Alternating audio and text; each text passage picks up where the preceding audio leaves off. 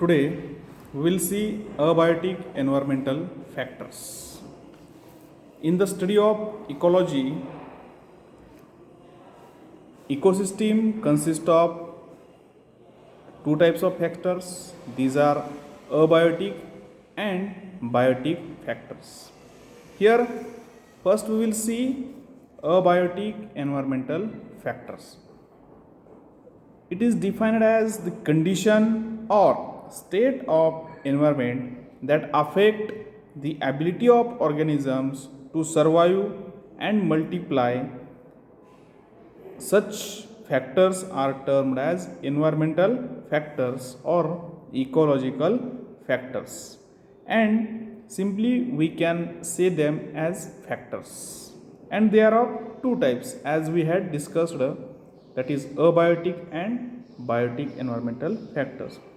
Here abiotic environmental factors includes climate, that is climatic factors, and edaphic factors. These two are the types of abiotic environmental factors.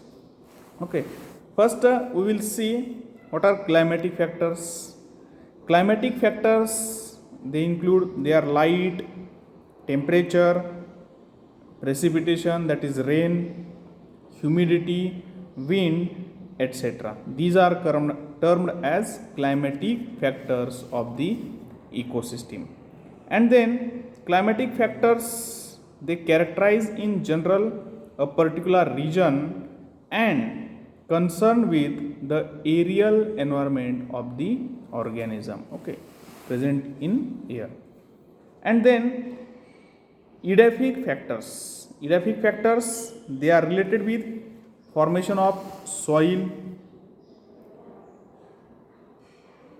and its structure with the chemical and physical properties of that soil. Okay. These are called as edaphic factors. Then first we will see temperature as the abiotic environmental factor. We know that temperature is most important abiotic environmental factors, and it exists or exerts its influence in various several ways on the organisms as well as environment. Here these abiotic factors, they have their impact on living component of the ecosystem. The body temperature of many animals, it corresponds to the environment, and in some animals body temperature changes as environmental temperature changes. These organisms are called as cold-blooded animals, also called as poikilothermic animals. For example, fish, etc. While the other organisms, they regulate their body temperature constant irrespective of external or environmental temperature, like birds, mammals, etc. And these are termed as warm-blooded animals or homeothermic animals. Okay. Then some animals, they have limited power of temperature regulation. They are called as hermotherms. For example, monotremes and some marsupial organisms. Then poikilothermic animals that live at the temperature of environment, they are not without some thermal control. The homeotherms, they are able to maintain a relative constancy of their body temperature by protective behavior and by altering insulation or by heat transfer or by varying heat production. Okay, in all above cases, the temperature of an animal, it depends on balance of those factors which tend to add heat and those which tends to decrease heat. Addition of heat and decrease of heat is essential in the maintenance of body temperature. We know that the heat is gained by metabolic production of heat inside the body of an organism and also by the absorption of heat from solar radiations. On the other hand, heat is lost by the radiation, convection, conduction and vaporization of water. Okay. Now we will see some effects of temperature. Okay. Now first, effect of temperature on metabolism. Okay. Here metabolic activities means the chemical reactions which occur inside the cells of living organism. They are termed as metabolic reactions. All metabolic processes of various organisms, they are related to controlling effect of the temperature.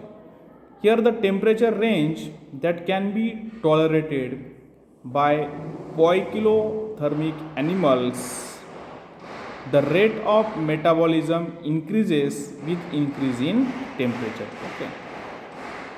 Poikilothermic animals, they do not maintain their body temperature constant, but there is a certain temperature up to that increase in temperature, it increases metabolic activity, and after certain temperature they do not survive. Next, homeothermic animals means they maintain their body temperature constant. They are capable of temperature regulation and over a wide range of their metabolism is independent of the temperature. At high temperature, cattle, they react by reducing food intake and all aspects of metabolism. And sudden change in temperature, it affects the respiratory rate and nervous activity in certain crustacean organisms. Here temperature, it affects food intake, growth and assimilation independently in a complicated manner in the fish. Okay. And the effect on assimilation being less than that digestion. The temperature also regulates the activity of various enzymes, and these enzymes in turn they regulate several physiological processes. Incidence of bacterial and fungal diseases of fish also increases in warm waters, okay, as it does susceptibility to other pollutants. Okay, it is the effect of temperature on metabolism. The next we will see. Thank you.